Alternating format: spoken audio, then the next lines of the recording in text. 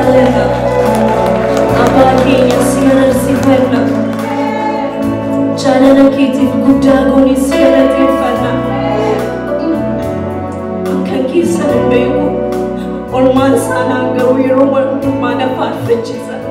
Kan keessa hin beeku jaalalli isaa yeroo hundumaa na haasofsiisa. Abbaa si galateeffanna. Hunda caala haadhaaf abbaa keenya caala warra nu taanu caala firoota keenya caala nu jaallateetta si jaallanna. Hallelujah. Lubbuu kee nuuf laatteetta. Yesus galanni siif haa ta'u. Hin dagaatu tasuma. Hin dagaatu tasuma.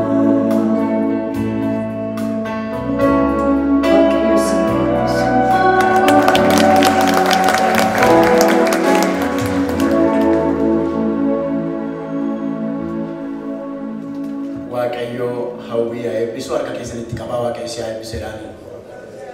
Ammas irra deebi'aa waaqayyo si haa eebbisu. Warri keessumsiisanii beeksisaa gabaabaa tokko himaniiru. Namni qarshii 500 poostaa keessanii kennitanii maqaa keessan garuu kan hin kennine yoo beekaadhuma akka gootan ta'uu dhabaate maqaa keessan isaanii nutti kennaa akka itti galmeessu dhabnee isiniin jiru.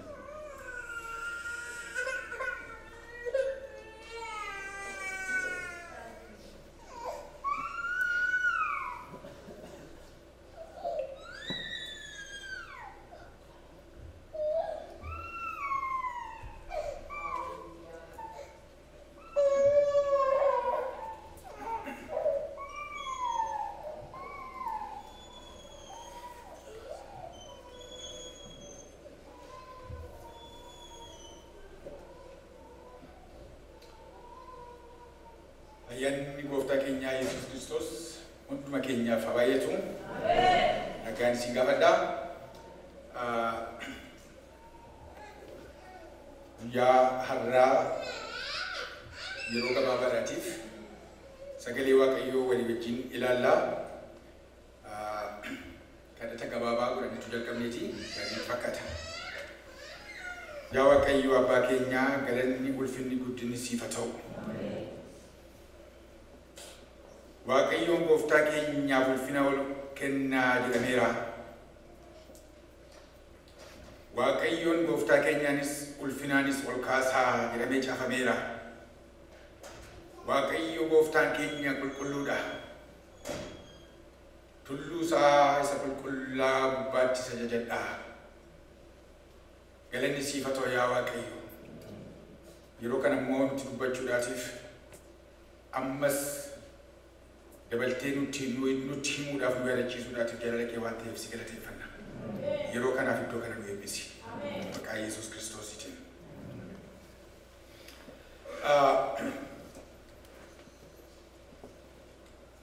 Bara kanaa barri kun zamana Luqaas jedhamaan biyya keenya dirriitti zamana Luqaas jechuudhaan. Sababii kanaatiif waggaa kana keessaa kutaan macaafa qulqulluu keessaa wangeela keessa dubbifamu hundumtisaa Luqaas keessaa dubbifama. Seenaa sila nu dubbifamee ture waa'ee gooftaan keenya Yesuus Kiristoos gaara irratti ol jijjiiramuu isaa wangeela Maarqos keessattis Maatewos keessattis caafameera. Kanaatiif barana isa Luqaas caafee akkaataa Luqaas itti caafeettidha kan ilaalamu. Akka seera waldaatti kutaan kenname boqonnaa lakkoofsi saddaanee jiruusitti dabalameeti kan jiru 31 hamma 43 isa jiruusi isa dubbiseetanii laba guyyaa lamaatu waa'een gaaratti ol ba'uu Yesuusiif jijjiiramuu isaa tokko inni kana booddee jiru immoo lama tokko ta'uu danda'a garuu lamaan isaa yeroo gabaabaa keessatti wal duukaa tokko yaadaan akka kana jedhaan inni saddaanee jiru. Borumtaasidhaan gaaricharraa yommuu gad bu'anii namoonni baay'een Yesuusii wajjin wal argan.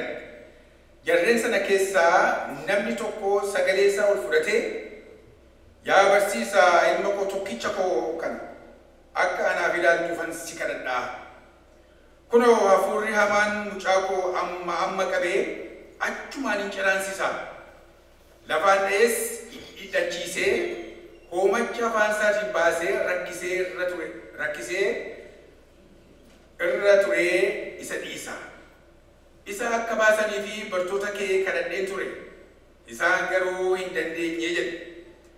Kana irratti Yesuus isin dhaloota hin amannee fi jajallaanana hamma yoomitti isinii wajjin jiraachuu anaaf ta'a. Hamma yoomittis ba'aa anatti taatu jedhee deebiseef. Ergasii abbaa mucichaatiin ilma kee as fidi jedhe. Mucichi gara Yesuus dhufaa utuu jiru hafuurrichi hamaan lafaan isa dha'ee dhidhiitachiisee Yesuus garuu hafuuricha hamaa sana ifatee mucicha fayyisee abbaa isaatiifis galchee. Humna Waaqayyoo isa danda'aatti hundumti isaanii abjuu ta'anii jedhan. Kutaa kana lamaan. Har'a waa'ee carraatti kana dubbachuu danda'u. Waa'ee carraatti addabu, waa'ee carraatti fayyadamu. Wangeela Luqaas boqonnaa 9 kana yoo ilaalle seenaan isa baay'ee nama dhibaan. Jalqaba irratti yoo ilaalle gooftaa Yesuus bartoota isaa 12 walitti waameetu aboo isaaniif kennee dhaqaa barsiisaa jedheen tajaajila bakkee ba'aa jedheen. Jalqaba irratti hundumti isaanii bakkee ba'anii hafuurota hamaa baasanii namoota dhukkubsatan fayyisanii milikiitaaf dinqii adda addaa harka isaanii irratti ta'etu deebi'anii dhufanii dubbatan. Hin turre. Achitti deebi'anii yooma ilaalaa turre namoota 5,000 immoo yeroo gooftaa Yesuus itti isaan soore ta'ee achi turan isas arganii. Itti dabalee Yesuus waa'ee ofii isaatii yeroo inni gaafatetti yookaanis immoo Phexros illee waa'ee Yesuus yeroo inni dhugaa ba'ee ture. Isa booddee dhagaanama. Yesuus bartoota isaa 12 kana keessaatiiti nama 3 fudhateetu gara gaaraa tolbeedhaan maaliifi kadhachuudhaaf jedhan kutaa 28 kaafne yoo ilaalle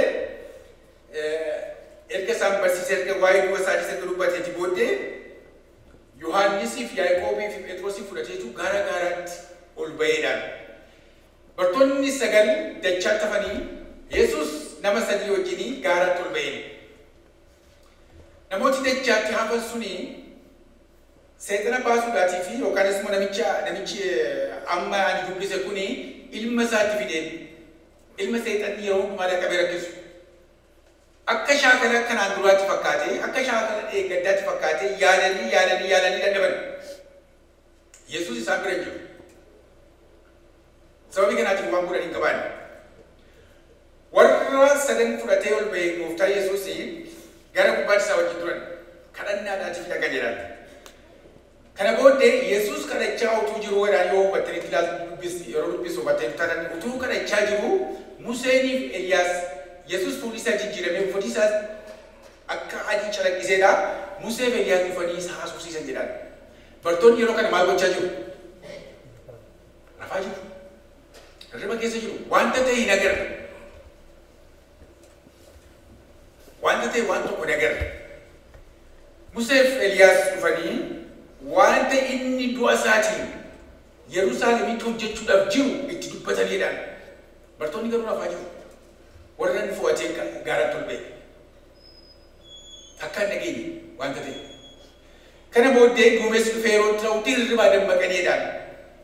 Yeroo hirribaa dammaqan Eliyaasiin Museen deeman arganiiru isaanii akkaataa Luqaas 4 dubbadhaan. So Phexros waan tokko jedheenidhaan. Yaa gooftaa Eliyaasiif tokko Museef tokko sifis tokko godhuu ijaarraa jedhu. Wanta dubbatu hin beeku ture jedha Luqaas. Maaliif wanta dubbatu hin beeku ture? Museef Eliyaasi yeroo dhufan waan isaan dubbachaa turanii wanta inni du'a isaatiin Yerusaalem keessatti godhuudhaan waa'ee du'a isaatiiti. Phexros kana godhu kan inni yaadu waa'ee du'a isaatiin ta'ini innis Eliyaas faallee achi dhufanii inni utuu hin du'in isaanii wajjin tabbarra bara akka jiraatuudhaan. Sababii kanaatiif wanta haasa'amaa ture hin dhageenye hin barreechuudhaan carraa kennameef dhimma itti baane. Hirribatu dagachiise. Kanaaf baay'een keenya yeroo baay'ee akka kana taanaan Yesuusii wajjin jirra kan jennu hundumti keenya illee Yesuusii wajjin jirru yeroo baay'ee rafnaan. Isaa wajjin utuu deemnu isaa wajjin gaararratti ol baaneetu jirru yeroo nuyi rafnu baay'eedha wanta taa'aa nu bannu. Wajjin jiraachuu keenya duwwaa yaadaan qabnarraa kan hafe isa beeknarraa kan hafe isa dubbatamu dhageenyarraa kan hafe dhugaadhumatti wanta inni godhuutiif wanta ta'uu hin beeku. Wanta hojjechuun dura jiru, wanta raawwachuun dura jiru maaliif akka ta'e yeroo baay'ee yeroo nuti hin beekne jiran carraa nuu kennametti yeroo nuti dhimma itti baanee jiran hirribaan yeroo nuti dabarsinu baay'eetu jiran wallaalumaan yeroo nuti dabarsinu baay'eetu jiran wanta hundumaatiif yerootu jiraadha. Macaafa lallabaa keessatti boo'uuf yerootu jira, rafuuf yerootu jira, hirribaa ka'uuf yerootu jira, argachuuf yerootu jira, dhabuuf yerootu jira, ulfina argachuuf yeroo jira, salphachuufis yeroo jira, waan hundumaaf yeroo jira. Hundumti isaa yeroo qabadhaan yeroo gaaraatti ol ba'uuti, yeroo tabbaratti ol ba'uuti Yesuusii wajjin ulfina guddaa sana arguudha. Yeroon isaa yeroo akkasii ture. Yeroo akkanaatu jalaa darbe, yeroo akkanaatu jalaa miliqe. Garuu achirratti namni gaararraa gadi bu'an jedhaan, borumtaa isaa gaararraa gadi bu'an jedhaan. Gaararraa yommuu gadi bu'an namooti baay'een gara sana yeroo dhufan jedhaan namichi tokko hin iyye sagalee guddaa. Namoota baay'eetu jira, garuu nama tokkotu sagalee guddaadhaan iyyaa ture achi keessaa wachaa ture. Maaloo maaloo yaa gooftaa ilma tokkicha kana qabaadheen. Ilma koo tokkicha kana. Hafuura hamaatu qabee lafaan isa dha'a. Wanta kun beeku goomacha afaaniin darbachiisa. Bartoonni kee yeroo kan hojjetu isaatti fideenyaa hin dadhabanii. Gide isaan jalaati. Maal naa wayyade.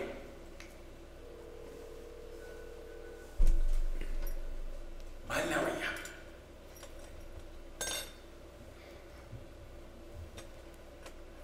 Guyyaan kun namicha kanaatiif guyyaa addaa ture. Guyyaan inni jireenya isaa keessatti seenaa galmeeffatu ture. Guyyaa guddaa ture. Waca baay'ee keessaatii Yesuus sagalee kana dhagee, sagalee nama tokkoo kana dhagee. Ilma keessa fidee sagalee nama tokkoo dhageedha. Sagalee garaa isaa keessaa, yaada isaa keessaa bahe.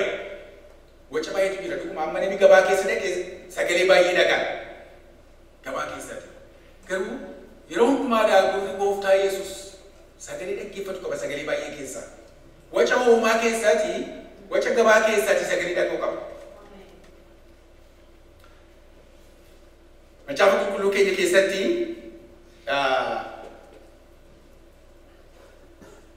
Wangeela Maarqos boqonnaa 5 keessatti dubartii dhiigni ishee waggaa 12 dhangala'e saba baay'ee keessaatii, saba naannoo isaa jiru keessaatii kan ishee dubbate akka ishee dhufteetti guute. Nama baay'eetu uffata isaatti bu'e garuu kan ishee hubate sababiin isaa amantiidhaaf garaa ishee guutuudhaan, yaada ishee guutuudhaan isa barbaade sababii ta'eetiif kan isheetu hubatame. Gara Yerusaalemitti deemaa jiru namooti baay'ee duukaatu wacaa jira. Sagalee Barximeewos dhagee dhaabate gooftaa Yesuus jedhaan. Sagalee nama jaamaa tokko karaa bukkee taa'ee iyyu. Waca baay'ee keessaa sagalee tokkotu dhagee gurra isaa keessa ni ta'e. Sagalee nama dhibamaa, sagalee nama gargaarsa barbaadu, sagalee nama garaansa cabe, sagalee nama yellee taa'u, sagalee nama amma garuu ka'uu barbaadu. Yeroon koo har'a, guyyaan kun kan kooti. Sagalee nama jedhee akka kanatti iyyu gooftaa Yesuus dhagee. Kanaaf darbee deemuu hin dandeenye hin dhaabateedhaan. Namicha kanaaf hin dhaabate.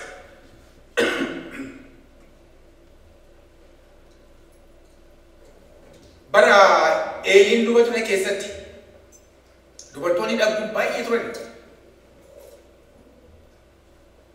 Waaqayyo garuu sagalee Haannaa dhagee.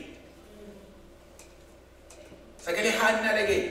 Sagalee Haannaa Eeliin balbala gubbaa taa'u dhageenye. Sochoo afaan isheetiin duwwaa arga turedhaan. Garuu sagalee ishee guddaadha. Bantii kana tarsaasee Waaqa bira gaheera sagalee ishee. Maaliif? Garaa ishee keessaa dubbatti, laphee isheetiin dubbatti miti. Sagalee waca miti, iyyuudhaan miti. Garaa keenya keessatti kan yaadnu Waaqayyo biratti sagalee guddaadhaan dhaga'aman. Wanta nuyi yaada keenya keessatti yaadni garaa keenya keessatti amantiidhaan dubbannu Waaqayyo biratti maayikiroofooniidhaan caalaa isa iyyinuudhaan. Kanaatiif Waaqayyo teessoo sana taa'eetu dhaga'e waa'ee Haannaadha. Dhibee ishee beeka ture, rakkina ishee beeka ture. Akka isheen gadditu, masaanuun akka ishee rakkistu. qabeenya abbaa manaa ishee kennuuf dachaa godhee kennuuf akka garaa ishee hin geenye iddoo mucaa akka ishee hin taane Waaqayyo haadha mucaa kenna. Haadha garuu mucaa sana hin hanbifattee harma guusitti duwwaatti ishee bira turedha mucaan sun mucaa ishee kadhannaadhaan boocha kan argatte gaafa inni harma guu deebistee kennite Waaqayyoof wareega goote deebistee kennite. Macaafa qulqulluun keenya akka haasa'utti isa booddee Haannaan ijoollee dhiiraa 3 fi 2 godhatteedhaan. Dubartii Waaqayyo masiina godhee garaa ishee cufee ture. Karaa Waaqayyo ittiin hojjetu. Sagaleen nama tokkodha Waaqayyo biratti guddaa dhaga'ama. Bara Eeliyaas raajichaadha. Namoota lamxiidhaan rukutamanii baay'eetu ture jedhaan. Garuu hundi isaanii miti kan fayyade. Namicha nama biyya Araam, biyya Sooriyaa biyya Araam. Naa'imaan kan jedhamu duwwaatu fayyadaan. Isa duwwaatu fayyada.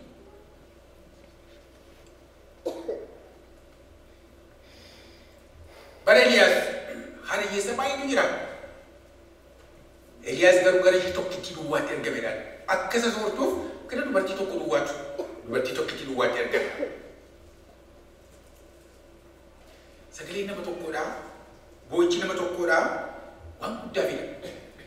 Kan agarra gaanam dachaatti gaafa gooftaa Yesuus tabbarraa gadi bu'u namoota baay'eetu turan. Garuu sagalee nama kanaa dhageenye. Sagalee nama kanaa sababii dhageetiif bira darbuu hin dandeenye. Sagalee nama dhibame. Har'a boo'icha namicha sanaadhaa kan bu'u nama baay'eetu jiru. Miliyoonii kan lakkaa'aman. Nama baay'eetu jiru waa'ee ilma isaanii kan bu'an. Biyya keenya keessa baay'eetu jiru guyyaa irraa keessumatti. Bara duris turaniif. Namni ilma isaatiif boo'u, namni ijoollee isaatiif boo'u, namni qe'ee isaatiif boo'u. Namni waan irraa fudhatameef boo'u, namni garaan isaa gadde, namni garaan isaa cabe. Miliyooniidhaan kan lakkaa'aman jiru biyya lafaarra. Boo'ichi bara duris tureera. Har'as jira.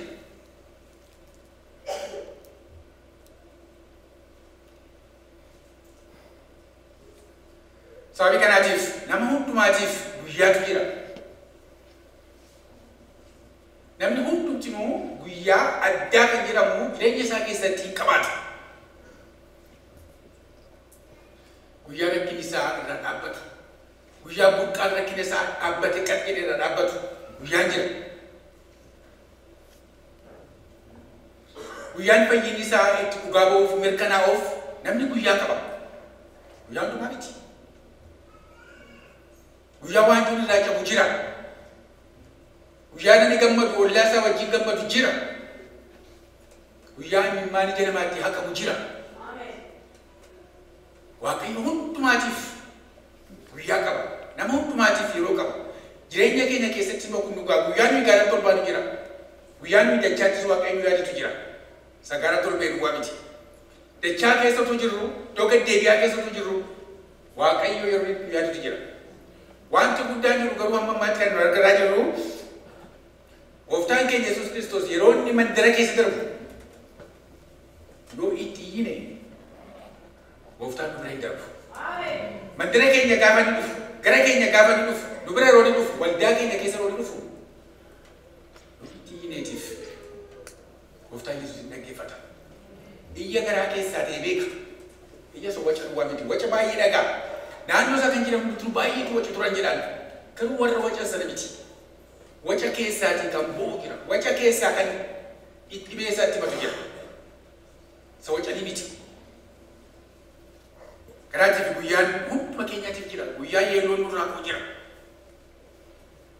Guyyaan itti boqonnu jira. Guyyaa gaddi nu salphatu jira. Guyyaa rakkinni nurraa ka'u jira.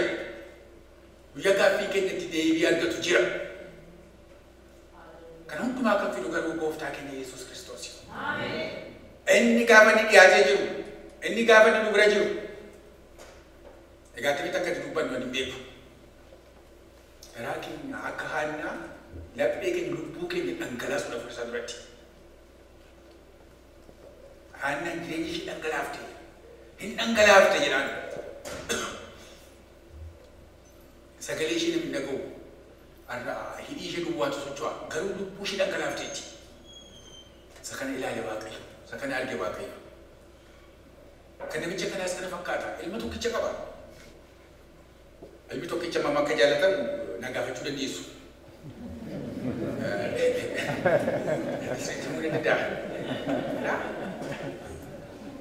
Waa'een ilma tokkoodhaa salphaa miti. Ilma tokkoodhaatti namni qeerransa deechataa jechuudhaan ilma tokko qaba. Kanaatiif namtichi kun ilma tokkicha qaba. Ilma tokkicha ni qabu kanatu wanta kanaan jalaa qabamee jira. Ammam gara nama cabsa. Ammam gara nama cabsa. Ammam nama yaaddeessa.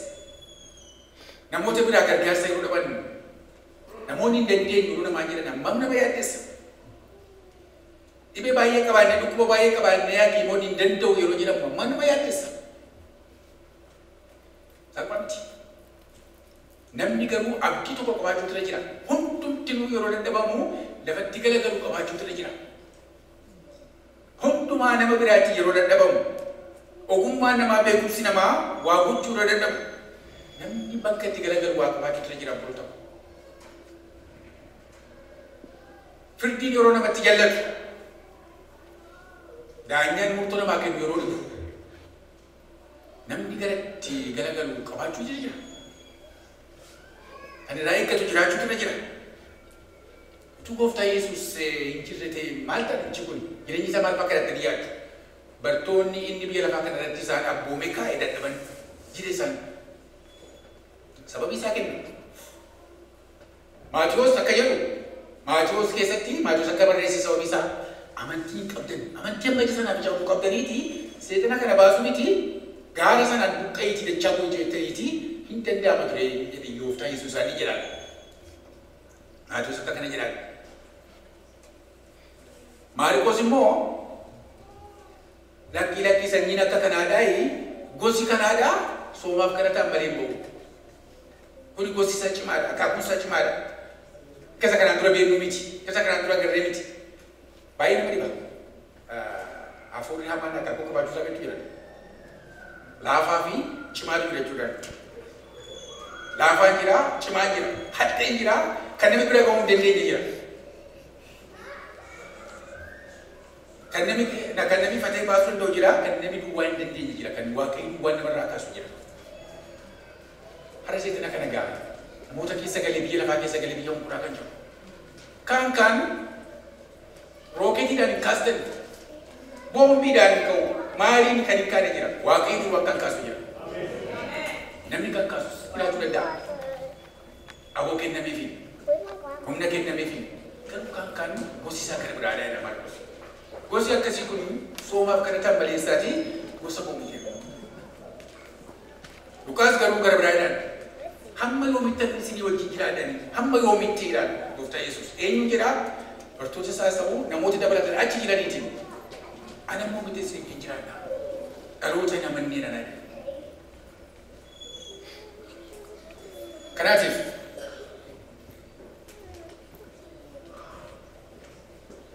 jireenya keenya keessatti Waaqayyo guyyaan ni kaa'e guyyaa tokko jira. Guyyaa itti gurri baanu. Guyyaa itti yaaddoon keenya ba'aan keenya hundumti nurraa ka'u. Guyyaa itti Waaqayyo irratti yaadatamu. Faarfannaa faarfatamaa ture silaatu baay'ee na dhiba dhufu. Seenaan kee baay'ee dheeraadha. Eessaa kaasan eessatti fixaa? Eessaan jalqabaa? Dinqisiifachuu. Waa'ee gooftaa Yesuus yeroo yaadnu akka kanaadhaan. To'annaan gooftaa Yesuus yookaan immoo gooftaa Yesuus bisiisin inni nu godhu wallaansoo keenya bara dheeraadhaa al tokkotti gabbuudhaan wallaansoo bara dheeraa al tokkotti gooftaa Yesuus nurraa kaasa.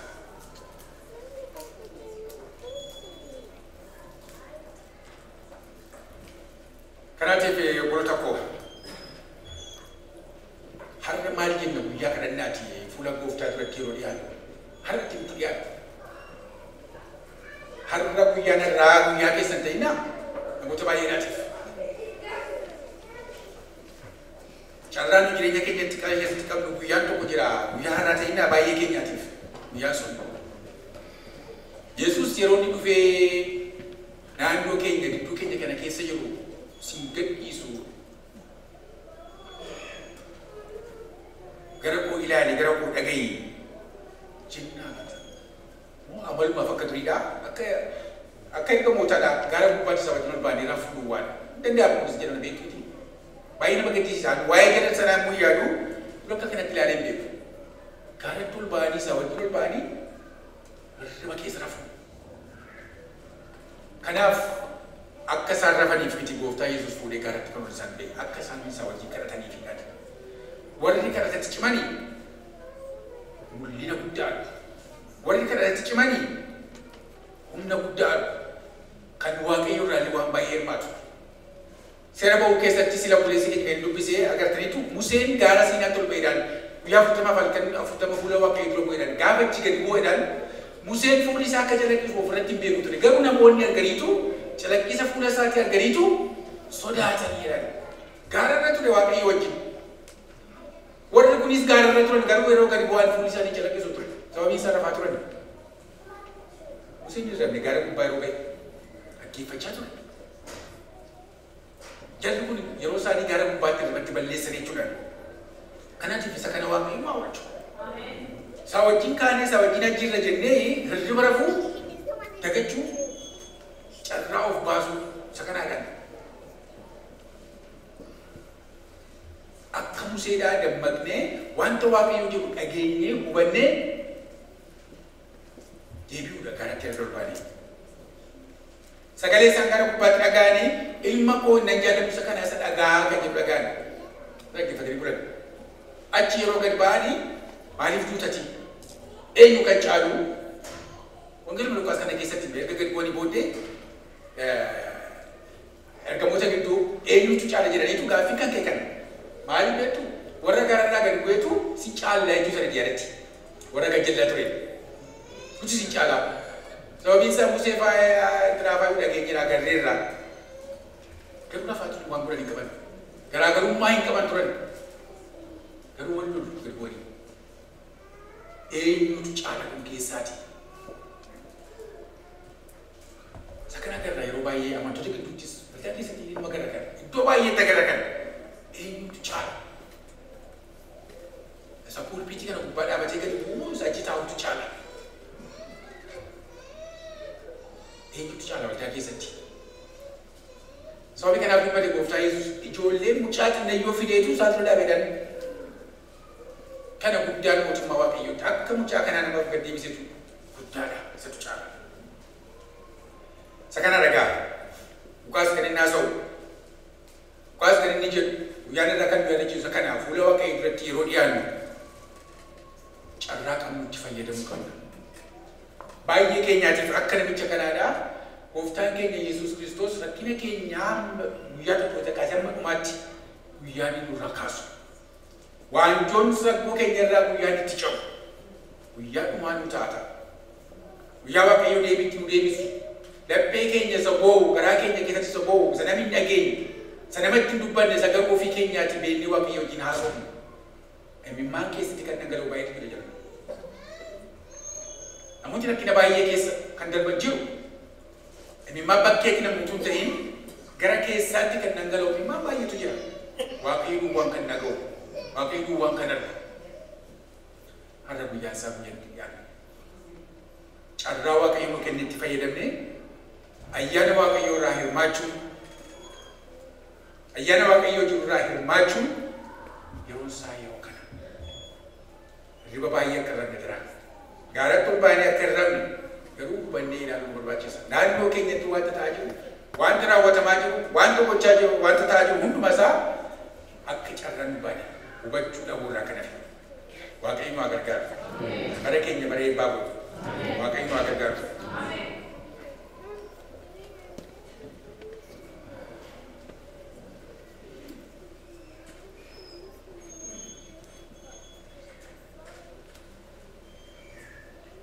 Mandopti keenya yaada kadhataa keessa taanaa guyyaan irraa guyyaa kadhataati qophiileessi keenya firii dubbataa ture soomaaf kadhataan fuula waaqayyo duratti dhiyaanne har'a ji'uma ji'aan akka godhaa turre akka godhaas jirru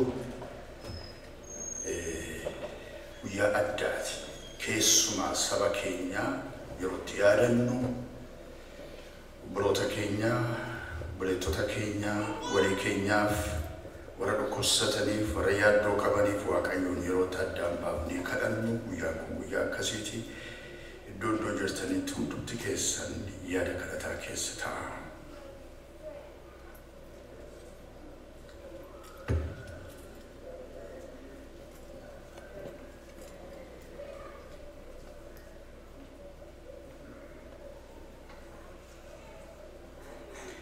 Kadhadhaa isiniif hin kennama barbaadaa hin argattu balbala kutaa isiniif hin banama kan kadhatu hundinuu hin fudhata kan barbaadus hin argata balbala kan rukutuufis hin banama.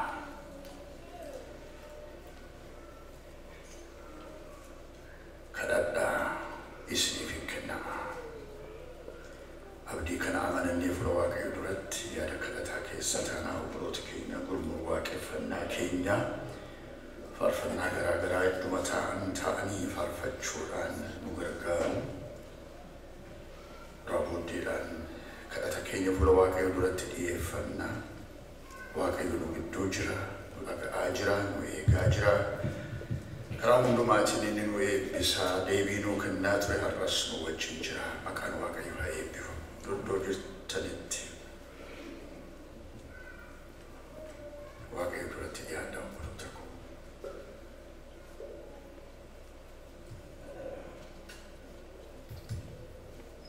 Haalleluuyaa. Haalleluuyaa. Galanni ulfinni maqaa Waaqayyootiif haa ta'u. Isa yeroo kana nuu kenne, isa guyyaa kana nuu kenne, isa bara kana nuu kenne, sagalee isaa yeroo hundumaa akka dhageenyu guyyaa guyyaatti carraa isa nuu kenne. Carraan kun hin darba. Carraan kun hin darba. Otoo hin darbin sagalee isaa dhageenyee fuula isaa duratti garaa keenyaaf yaada keenya hundumaatiin dhiyaannee fedha keenyaaf hawwii keenya hundumaa itti himannee ba'aa nurra jiru hundumaa fuula isaa dura keenyee garuu akka dandeenyu Waaqayyo nu haa gargaaru. Battala sagalee isaa dhageessanitti jedha sagaleen Waaqayyoo. Battala sagalee isaa dhageessanitti garaa keessan hin jabeessinaa. Guyyaan fayyinaa har'a. Har'a guyyaan fayyinaa garaa keessan hin jabeessinaa. Obboleessa koo obboleettii koo har'a carraa qabda. Isa dhaga'uudhaaf, isatti dhiyeeffachuudhaaf garaa kee yaada kee hundumaatiin isa fuulduratti gad of deebiftee dhiyaachuudhaaf har'a carraa qabda. Carraan kun torbanarraa deebi'ee hin dhufa ta'ee hin beeknu. Carraan kun ji'arraa jira ta'ee hin beeknu. Waggaarraa jira ta'ee hin beeknu. Har'a garuu qabna. Battala sagalee isaa dhageessanitti garaa keessan hin jabeessinaa. Ilmaan namootaa sababii garaa garaa uumu sagalee isaa dhaga'uu diduudhaaf karaa beekumsaa ta'uu danda'a. Sababii garaa garaa kennuudhaan mamuu ta'uu danda'a. Abdii kutannaa irraa kan ka'e ta'uu danda'a. Waaqayyo garuu nu wajjin jira. Battala sagalee isaa dhageessanitti garaa keessan hin jabeessinaa. Kadhadhaa isiniif hin kennama. Iddoo jirutti kadhannaa. Hallelujah. Hallelujah. Hallelujah. Hallelujah.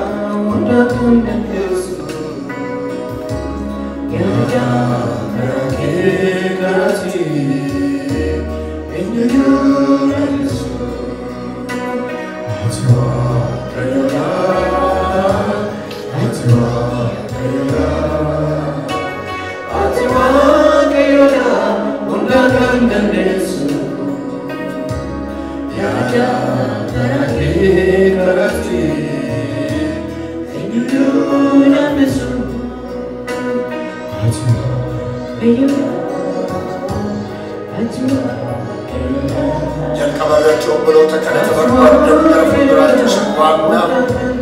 Obbolooti kanatti barbaadan, obboleettoti kanatti barbaadan faarfannaan godhatu faarfatamaa jiru gara fuulduraatti kottaa jilbeeffadha. Kan dhukkubsattan yoo jiraattan rakkina garaagaraa waaqayyo fuulduratti kan dhiyeessitan yoo qabaattan bira keessanii obboleessa keessan obboleettii keessan isinirraa fagoo jiru bakka buutanii jilbeeffachuu kan barbaadan yoo jiraattan yeroo kana isinii kenninaa fuula waaqayyo dura kottaa jilbeeffadha. Jaarsoleen waldaa kiristiyaanaa gurmuun kadhataa lubooti waldaa kiristiyaanaa harka sinirra kaa'anii waaqayyoon isinii kadhatu. Kan gammade hafaarfatu jedha sagaleen waaqayyo. Kan gammade hafaarfatu. Kan dhukkubsate garuu biraa waldaa kiristiyaanaa hanafu. Jaarsolii waldaa kiristiyaanaas hawaammatu. Isaanis dhadhaa ejersaa dibanii harka isaanii mataarra kaa'anii haa kadhataniif jedha. Kotta obboloota keessan obboleettota keessan harka sinirra kaa'anii isiniif haa kadhatanii amantiidhaan itti dhiyaadhaa. Yeroo dhiyaattan kanatti sagalee waaqayyoon isin yaadachiisuu barbaada. Akkaataatti dhiyaattan akkaataatti fuula waaqayyo duratti kadhataan dhiyaattan akkas jedha sagaleen waaqayyo. Yaa obboloota koo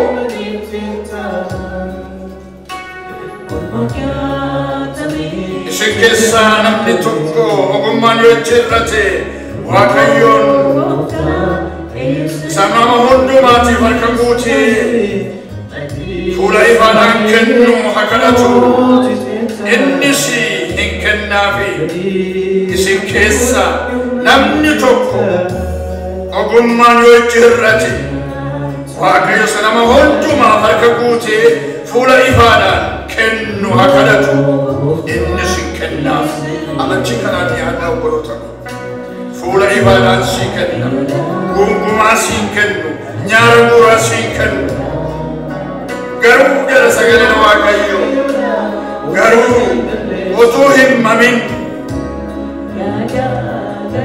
amantiidhaan haa kadhatu. Namni mamu akka dhaagalaanaa isa qilleensi asii achi oofamee darbatamuuti. Namni akkasiidha sagaleen waaqayyo. Namni akkasii gooftaa biraa waanan argadha jedhee hin eeggachin namni mamu amane obboleessa obboleettii amantiin jilbeeffadhu amantiidhaan kadhadhu. Inni harkarra keessu amantiin harkarra kaa'i. Waaqayyo na dhaga'a. Waaqayyo deebii naa kenna jedhi harka obboleessa kee obboleettii kee irra kaa'i. Garaan nama akkasii balaan lammiidha. Yaadni isaas waan hundumaa qabee gadi dhiisa malee iddoo tokko hin dhaabatu. Akka ijjiin hin dhiyaatin amantiin dhiyaadhu. Jaarsolee waldaa kiristiyaanaa naan waamaa. Jaarsolee waldaa kiristiyaanaa luboota waldaa kiristiyaanaa gurmuun kadhataa gara fuula duraatti kottaa. Obboloota jilbeeffatan irraa harkarra kaa'aa kadhadhaa. Akka sagaleen waaqayyoo jedhutti harkarra kaa'aa amantiidhaan. Obboleessa obboleetti amantiidhaan harka sirra kaa'aa. Waaqayyo hiikaa jireenya keetiiti. Waaqayyo deebiidha wal'aansoo kee keessatti jedha harkarra kaa'aa. Jaarsolee hundumaa fuulduratti kottaa harkarra kaa'aa. Argaa hin jaarsolee waldaa kiristiyaanaa. Hallelujah. Hallelujah. Hallelujah. Hallelujah. Galanii ulfina waaqayyoof haa ta'u. Hallelujah.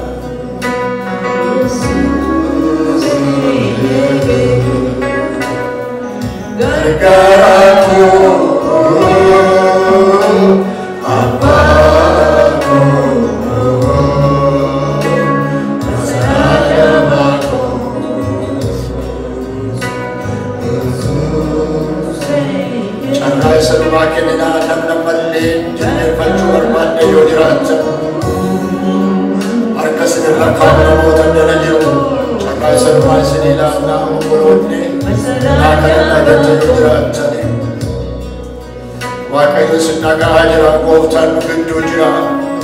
kadhati qulqulloota kadhati ijoollee Waaqayyo iddoo qaba. Waaqayyo ijoollee isaa hin dhaggeeffata. Waaqayyo ijoollee isaatiif deebii kenna. Hiikaan hundumtuu isa harka jira. Galanni ulfinnis isaaf haa ta'u. Haalleluuyaa. Hiikaan isa harka jira. Wanti dadhabaa fakkaatee sitti mul'atu yoo jiraate, dukkanni kan bari'ee sitti fakkaatu yoo jiraate, maqaa Yesuus Kiristoosiin hin bari'a.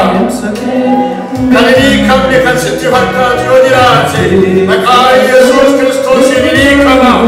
Galanni ulfinni isaaf haa ta'u. Obboloota koo obboleettota koo amantiidhaan Waaqayyo duratti dhiyaadhaa. Inni hidhaa hiikuu danda'u isa. Walii keessaniif kadhadhaa. Iddoo teessanitti illee walii kadhadhaa. Harka wal qabaa yoo barbaaddan obboleessa kee kadhadhu, obboleettii kee kadhadhu, bitaa kee mirga keessa jiru kadhadhu. Inni obboleessa kee obboleettii keeti. Yesuus Kiristoos keessatti. Yesuus Kiristoos keessatti. Yesuun hundumti keessan tokko walii kadhadhaa. Hin salphatinaa. Nama kadhadheen beeku hin jedhina. Waan jedheen kadhadha hin jedhina. Hin beekan waan kee waan ati jettu. Inni garaa kee beeka, inni yaada kee beeka, inni sammuu kee beeka. Amma dandeessu amma afura qulqulluun si gargaari. Obboleessa keef kadhadhu, obboleettii keef kadhadhu. Inni deebii kennu amanamaadha. Haalleluuyaa, haalleluuyaa. Galanni ulfinni isaaf haa ta'u. Waaqayyo isinii wajjin jira. Waaqayyo nuu wajjin jira. Waaqayyo waldaa kiristaanaa kana keessa jira. Afura qulqulluun isin gidduu deddeebi'a. Isin dhagaa deebii isinii kenna. Isinitti dubbataa jira. Haalleluuyaa. Maqaan Waaqayyoo haa eebbifamu. Iddoo teessan kanaftaniif Waaqayyoon kadhanne iddoo teessanitti kanaaftan yoo jiraattan. Sababii garaagaraatiif iddoo kana dhufuu kan dadhabdan sababiin isaa maalillee haa ta'u. Iddoo teessanitti harka keessan gara Waaqayyootti kaasaa. Waaqayyo si arga obboleessa koo, Waaqayyo si arga obboleettii koo. Garaa kee beeka, yaada kee beeka, fedha kee beeka, hawwii kee beeka, abbaan kee. Garuu garaa kee harka kee gara isaatti kaasa. Na argita, na beekta. Jedhii waan itti dhiyeessuu barbaaddutti dhiyeessi. Waan itti dubbachuu barbaaddutti dubbadhu dhuma teessu ta'anii. Waa'ee obboleessa sirraa fagoo jiru yoo ta'e, waa'ee fira sirraa fagoo jiru yoo ta'e, waa'ee guyyaa guyyaatti waa'ee isa nama yaadduu yoo ta'e, bakka isa guyyaa harka kee gara Waaqayyootti kaasu obboleessa obboleettii si dhagaa Waaqayyo si arga. Hallelujah. Hallelujah. Hallelujah. Hallelujah. Oh, hallelujah.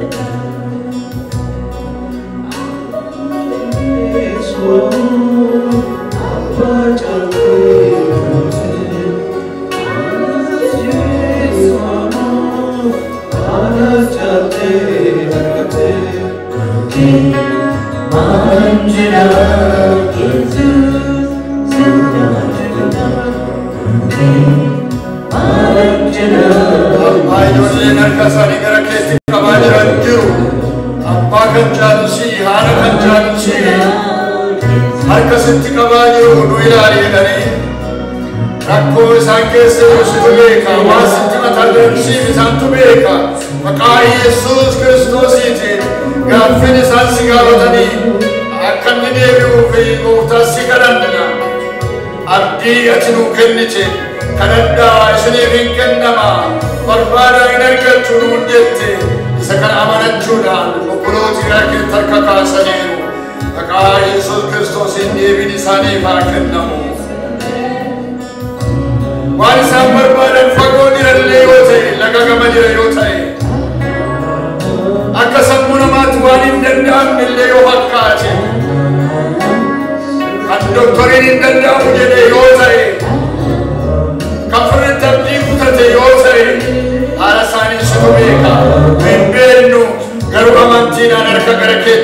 saniru maka Yesus Kristosin hikan jirenya sani baru hikan kereta sani pakennamu fago satu dio satu walau batas wansar pasatu maka Yesus Kristosin ini kanan sani dewi hargatu kanan sani dewi hargatu kanan sani dewi hargatu kanan sani dewi hargatu maka Yesus Kristosin si kananna situ maka kanan anu jadi Obroot amantin si mundurat garasani nak garasan bilali jajjawa taqwa kayonade bisera jedam nakagaira jedam kammada agarmana sani takkadevi ak muhtati sagargal ikan direnya sani ke sahalufu mana sani ke sahalufu urto sani ke sahalufu wa kana motu garanne si matau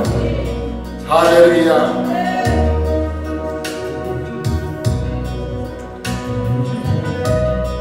Gurma kadata keessa jirra kadata keenya gargaren kollu farfachuu keenya ittuma fufna haleluya haleluya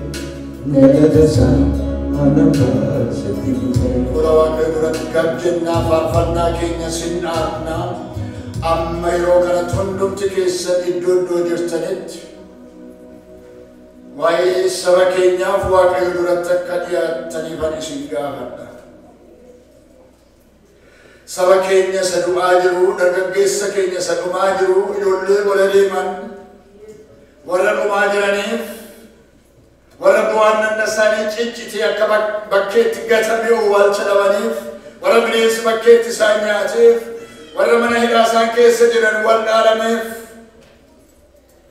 warra qaallichi keessatti dhiphataa jiraniif, iddoo mana hidhaanuu hin beekne maqaa isaa lakkaa'uu hin dandeenye keessatti gidiraa argaa warra jiraniif fuula Waaqayyoo duratti dhiyaanna. Du'anii owwaalcha warra dhabaniif, horanii nyaachuu warra dadhabaniif, baratanii warra ittiin hojjechuu dadhabaniif, mana ijaarratanii keessa taa'uu kan dadhabaniif, biyya utuu qabanii biyya isaanii keessa jiraachuu warra dadhabanii yaadanna. Yeroo kana maasii isaanii irratti warra du'an, mana isaanii keessatti kan ajjeefaman,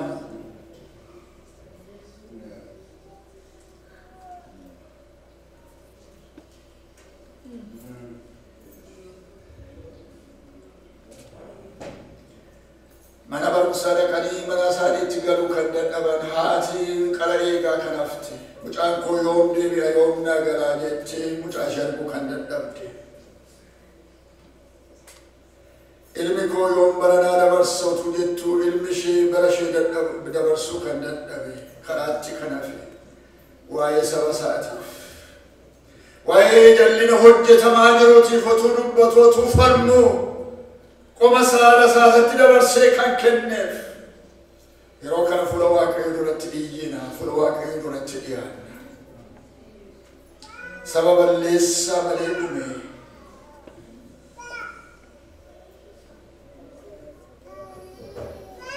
fuula Waaqayyoo duratti dhiyaanna. Iddoo jirtanitti Waaqayyoo kadhadhaa.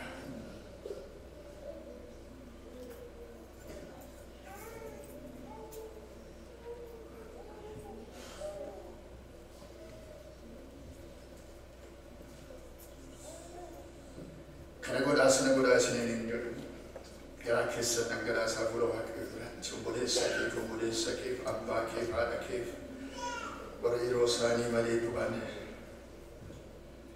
akka bineensaa isa baqataa jiru gadi ba'uu sodaatiin kana keessa isa taa'u, karaarra deemu isa sodaatiin, magaalaa keessa deemu isa sodaatiin, qonnaa dhaqu isa sodaatiin, makarachuu isa sodaatiin, mana barumsaa dhaqu isa sodaatiin Waaqayyoo duratti dhiyeessa. Bara kana Waaqayyoo akka inni nurraa dabarsu, bara dhumiinsi nurratti awwaajame, bara sanyii keenya fixuu nurratti awwaajame, nurratti labsame, Waaqayyoo akka nurraa dabarsu, akka nurraa kaasu fuula Waaqayyoo duratti dhiyaanna.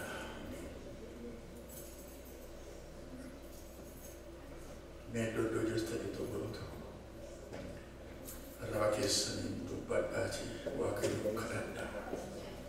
Hin saalfatina. Wal duukaa fuula Waaqayyoo duratti iyyaa Waaqayyootti dhiyeessa. Maqaadhaa namni isin beekte yoo jiraate, kan isin hin beekne yoo jiraate, maqaadhaa waa'ee abaluu jedha, waa'ee mana abaluu, waa'ee maatii abaluu, waa'ee mana barumsaas akkasii, yuunivarsiitiis akkasii, waa'ee biyya koo, waa'ee naannoo koo jedha maqaadhaa. Waa'ee mootummaa Oromiyaa maqaadhaa, waa'ee biyya keenyaa maqaadhaa. Waaqayyo si dhagaa obboleettii koo obboleessa. Nama tokko duwwaa hin eegina. Amaloo kadhatu duwwaa hin eegina. Ati kadhachuu hin dandeessa. Ati ilma Waaqayyooti. Ati intala Waaqayyooti. Amantiidhaan ati mucaa Kiristoos, intala Kiristoos. Ati kadhachuu hin dandeessa. Balballi sii banamaadha. Waan ati kadhatte si dhaga'uudhaaf abdii sii kenneera gooftaan kee. Amantiidhaan kadhadhu. Dubbadhu fuula Waaqayyoo duratti. Si fuulduratti dhiyeeffadha rakkoo koo kana jedhi Waaqayyoon. Saba koo dhumaa jira. Ijoollee koo dhumaa jira. Obbolaa koo dhumaa jira. Obboleettii koo dhumaa jira.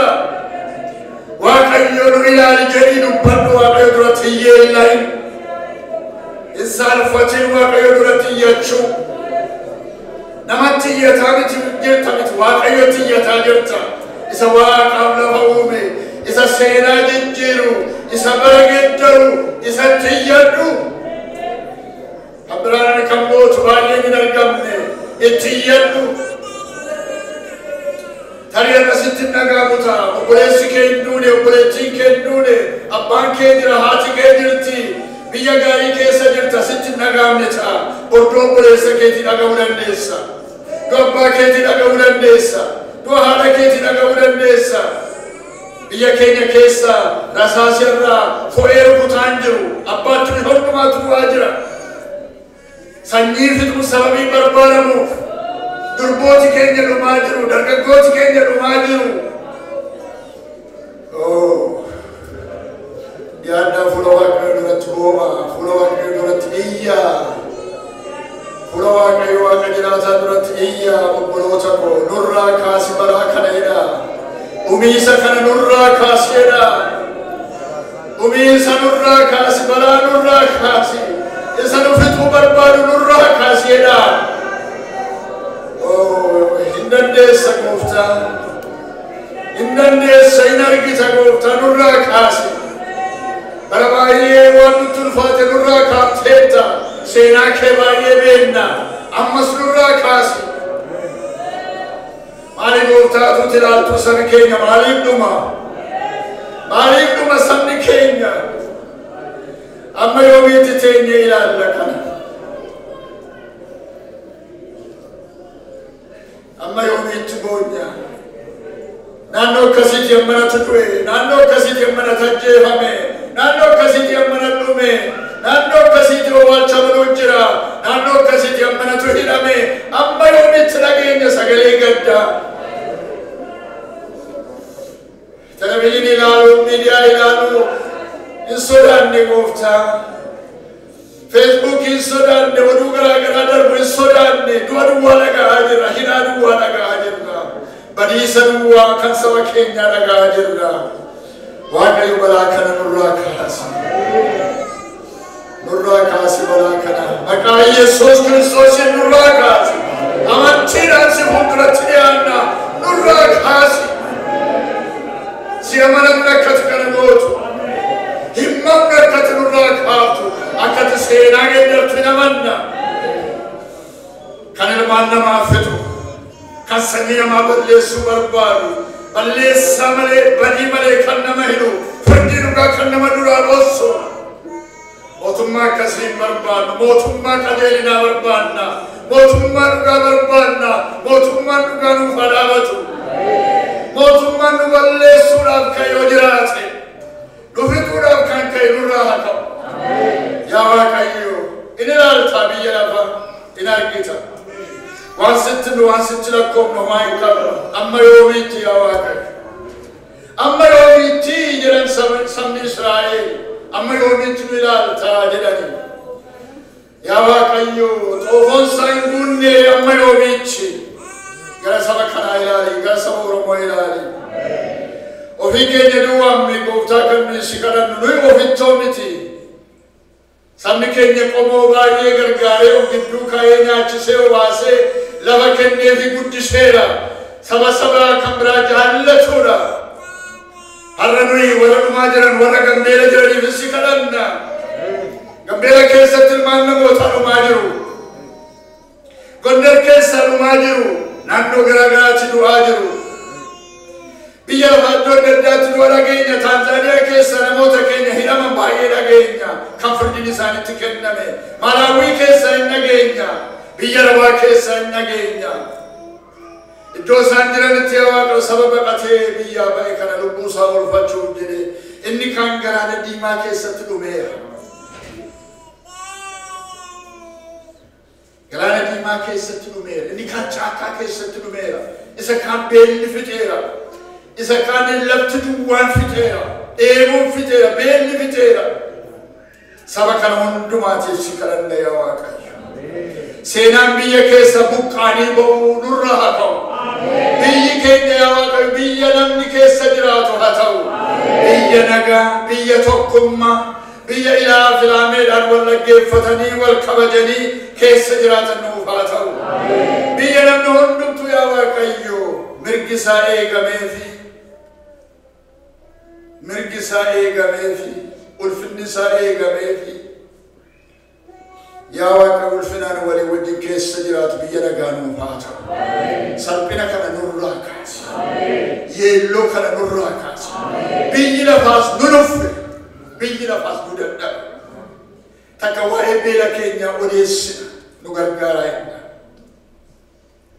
Takka waa'ee miidhama keenya odeessina kamiin himnee kamiin dhiifna. Biyyi lafaas nu dadhabeera. Ati garuu nu dadhabde. Si duwwaatu nu hafe gooftaa. Gara keenya ilaali. Waan kadhata keenya nu dhageesseef galanni siif haa ta'u. Yesuus Kiristoosiiti. Ameen. Ta'a.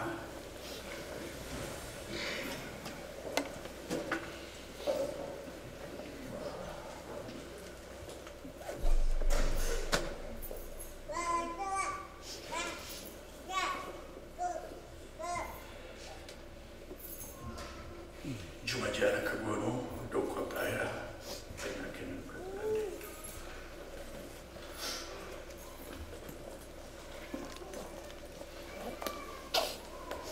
dolar tokko jalqabe amma barbaadan kennuu dandeessu ji'a kana godhaa jirra haaraayyuu jiraattani namoota kadhannee irra garuu kadhata keenya duwwaa miti kennaa waaqayyoo kenniinis gargaarsa gochuun nurra jalsaa ta'eef wanta walitti qaba. Okay, it's not episode.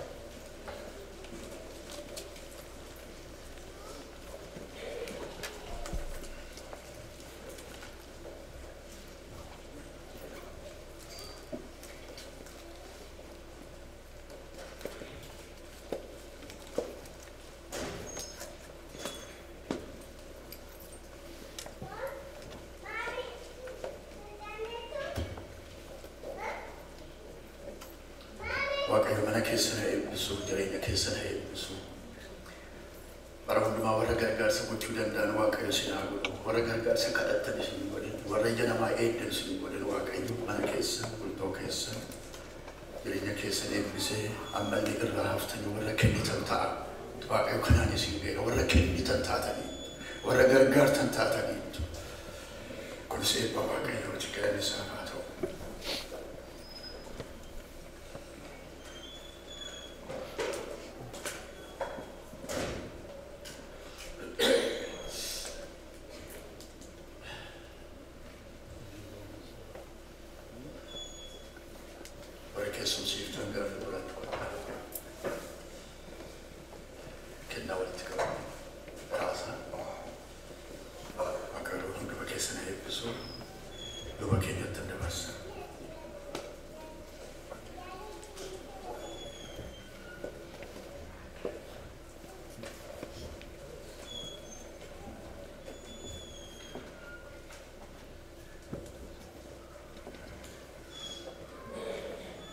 Galanni waaqayyoof haa ta'u yeroo kana immoo bakka teenya jirru ol kaanee kadhata gooftaan nu barsiiseen sagantaa keenya waaqeffannaa xumuranna. Hundumti keenyaan kadhanna. Yaa Abbaa keenya waaqarra kan jiraattu maqaan kee haa qulqullaa'u mootummaan kee haa dhufu jaalalli kee waaqarratti akkuma ta'e akkuma lafarratti haa ta'u kan nu ga'uddeena keenyaa dhaanuuf kenni yakka keenyas nuuf dhiisi nus immoo kan nu yakkaniif akkuma dhiifnu qoramatti nu galchin hamaan oolchi malee mootummaan kan keeti yoo humnis galannis bara baraan ameen. Garaa keessan gara waaqayyootti ol fudhadhaa eebba fudhadhaa waaqayyo sina eebbisuu sina eegusi. Waaqayyo fuula isaa isiniif ibsuu isinitti araaramusi. Waaqayyo fuula isaa gara keessanitti adeemsisuu nagaa isiniif kennu. Maqaa Abbaatiif kan Ilmaa kan Hafuura Qulqulluu waaqayyo tokko. Ameen. Galanni waaqayyoof haa ta'u.